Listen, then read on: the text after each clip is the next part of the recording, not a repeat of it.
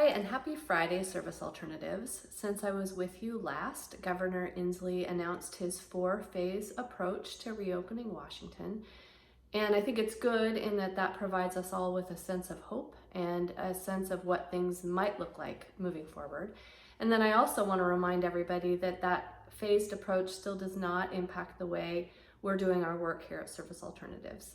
So for us, the protocols are as important as ever. I encourage every one of you to pay attention to the social distancing you're doing, to the universal precautions that you're using, both at home and at work. So for us as an essential service provider, the priority for our clients to be safe and healthy and for us as employees to be safe and healthy continues to be just as strong. I've been hearing a lot about more movement, more traffic, more people feeling freed up to move out and about. And while it's a great thing for things like going to the parks and getting out as you want to free you up a little bit out of your homes and to provide clients with more activities, safety is still of the utmost importance. This has also raised some questions for some of our employees, understandably, about what our office protocols will look like. And so just know that they will be in design. We'll be continuing to take a statewide approach to what it looks like as we start returning to offices a bit more.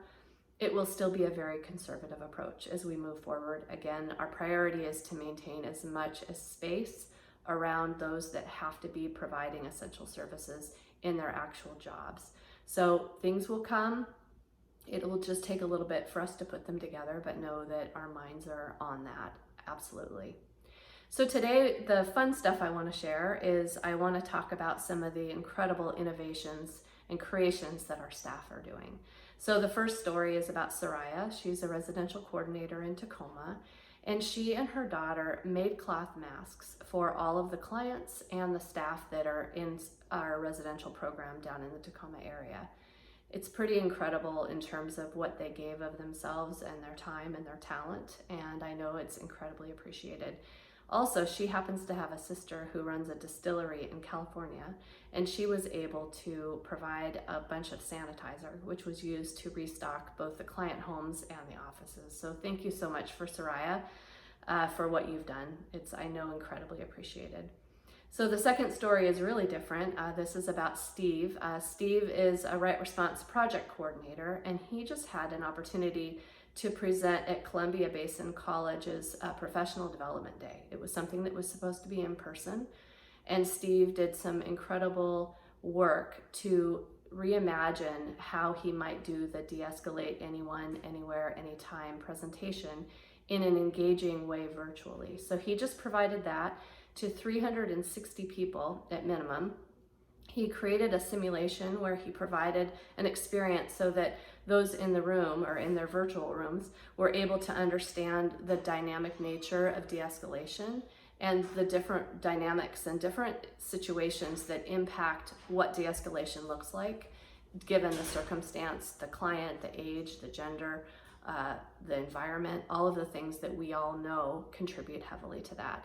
And one thing he noted is that the participants specifically called out the value that brought to them both at work and also for home. And that's something that we know in terms of the universal principles of de-escalation are really relevant. So that was pretty amazing in terms of the rework that Steve did on that front. And then the third story is about Michelle. She is a direct support professional in Vancouver. And Michelle made this amazing task calendar for a 6-year-old that's being supported in a foster home. It's a 6-year-old that's on the spectrum and was struggling with routine, as I know many of our clients are right now. And what's really cool about this is if you look at the email version of this message, Michelle has provided the materials and the instructions for how she made this calendar.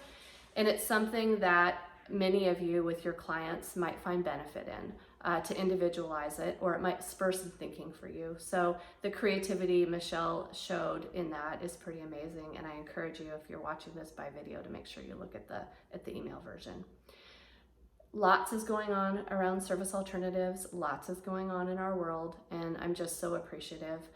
Heather is one of our area managers, and she said what matches my expression, and I know I've shared, is it's truly hard to put in words how much we are in awe of what every one of you is doing every day to show up and work with clients, to think outside of the box, to think creatively, to be innovative.